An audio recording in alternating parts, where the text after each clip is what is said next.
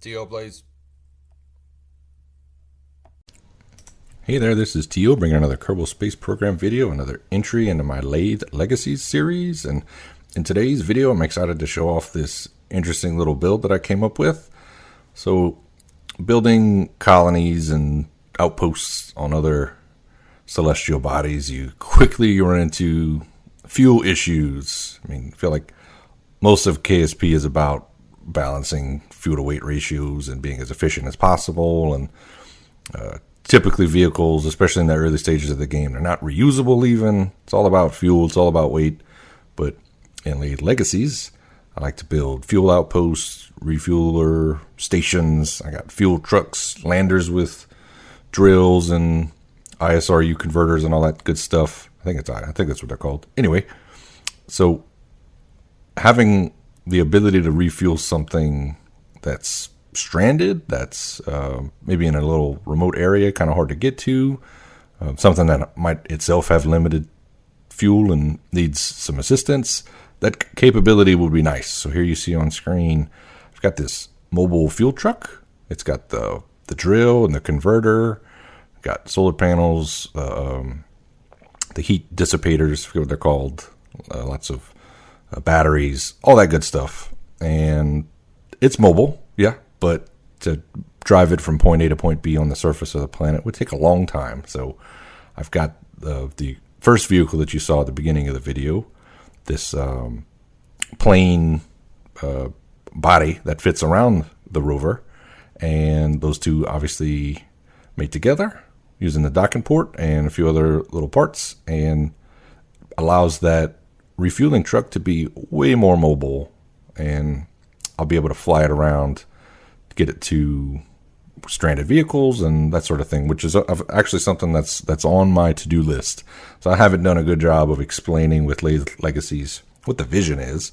So it's sort of, obviously it's all just for funsies because I've unlocked all the technology. There's no more there's contracts, but the contracts are really just to make money and to provide some context, I guess, to some of the missions. But I've got some stranded vehicles on the surface of Laythe, so this little guy here is going to be very helpful with some of those missions. So hopefully in one of the next videos at some point I'll be using this thing to actually accomplish something. But in today's video, it's all about getting this thing down to the surface of Laythe and landing and mating the two vehicles together. So I've got this as a delivery on its own. It's got an engine, obviously, to deorbit itself, and it'll detach. The rover itself is just going to land under parachutes, hopefully safely on the surface of Laythe. And then this vehicle, the plane body that fits around it, it's got its transfer stage that's going to detach here in a second. And it too will deorbit on its own, and it will fly to the rover, park near it. The rover can drive up right behind it, and I believe we'll see the rover in action. It's got some pistons that raise and lower it to the right height to engage with that decoupler, or the docking port rather, on the back of the plane. So yeah, that's the design. Spent a lot of time in the VAB, or the space plane hangar, technically, designing the rover. It's tough when you have a lot of mass connecting. You're connecting something with a lot of mass using a single docking port. It's especially tough on the game when you load in that vehicle for the first time and physics wants to kick in and things start wobbling.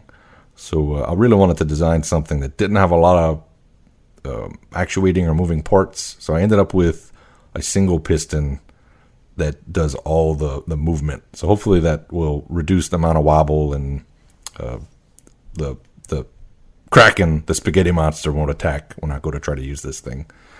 So the plane handles pretty well, at least when it doesn't have a payload. And I kind of like the design, the look of it. It looks it looks interesting with that big gap there in the middle. I love flying planes. That's what I love about Laythe Legacies. You have so many options.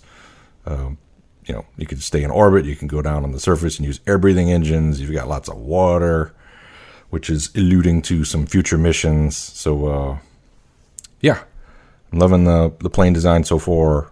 Like I said, in a future video, I'm actually going to fly this thing with the rover, and I'm hoping that it's going to handle well. It's tough to test drive things on carbon because the gravity is different, so things behave a little differently.